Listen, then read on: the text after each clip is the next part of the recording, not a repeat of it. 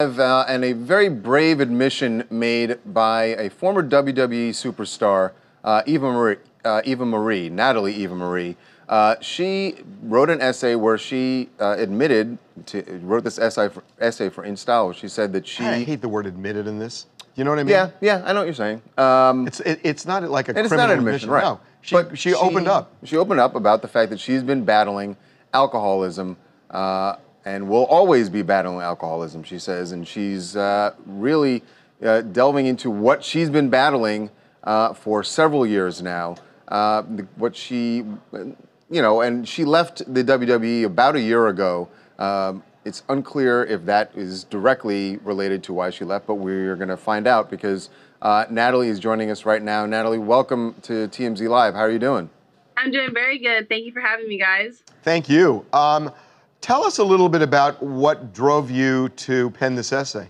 You know what? I really think that it's important, especially because I've been given an amazing platform to really share my story and experience strength and hope with other people and let them know that there is a solution. And that's really what the meaning behind came this essay. And Natalie, can you explain, I just want to understand the time sequence here, that you got help and became sober before you joined the WWE around the same time? What was the time frame?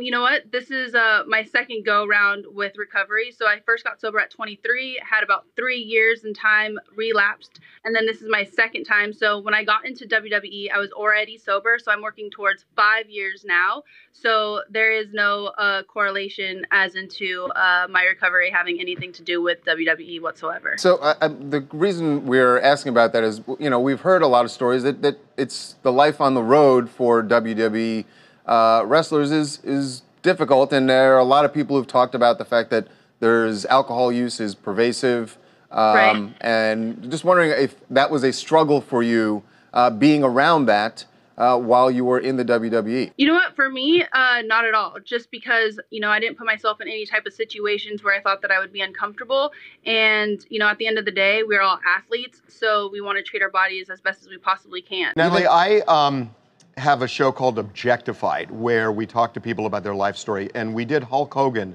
a few months ago, and he was talking about alcoholism and alcohol abuse in the WWE, and was saying that people get so badly injured in the ring that they use alcohol to just relieve the pain. And you're in a profession where you have pain, and then you don't want to abuse drugs. It just seems like it's almost impossibly tempting. No, for sure. But I think that's in any sport or any profession as well. A lot of people turn to drugs and alcohol to numb the pain, whatever that may be. So I don't really feel that, WWE has, a bigger advantage because of what we do inside the ring. I think that everybody in this world, faces their own demons on different occasions, whether it's in, you guys in your workplace or whatever that stress may be, especially football players, basketball players. So I think, it's all on the certain individual and why they choose to turn to whether, drugs or alcohol. Okay, so, I'm interested in life after wrestling. Yeah. So you got this great fashion line going. I do. I'm actually in NEM Fashion's headquarters right now. We're shooting our new activewear, but ultimately I was so excited to come on here and really bring awareness to anybody that's struggling with addiction, especially alcoholism, that there is hope. There is, recovery programs out there. Going to aa.org, and there's meetings all over the world. You would be blown away how many meetings there are throughout the day, like 6 a.m., like literally back to back. How often do you go? You know what? I try to go 3 times a week.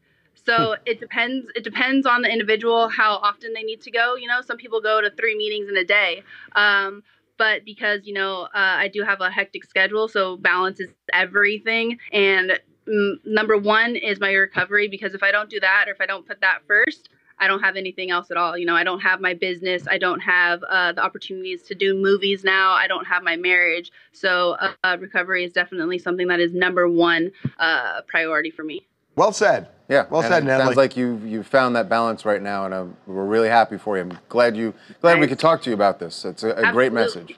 Thank you guys so much. Thank you for having me on. And congratulations, Natalie. Thank you.